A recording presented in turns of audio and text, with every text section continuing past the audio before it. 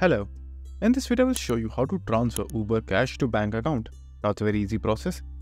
So the only way that you can actually do this, if you'll go to accounts and if you go to the payment section, over here you will have the Uber Cash. So currently I do not have anything because I did some transactions, as you can see right over here. Now the way that I did this is not through a bank option, but if you want you can do the bank option. You can add a payment method right over here, but you won't be exactly able to get the money inside your bank account directly from your Uber Cash.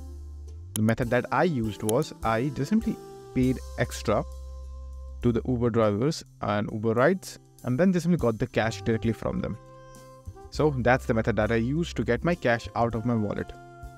So that's the only option that I think is available for the time being, or you can always contact the support team to ask them to refund into your bank account that is linked with your Uber application. So that's it, and if this video was helpful, please consider subscribing and liking the video.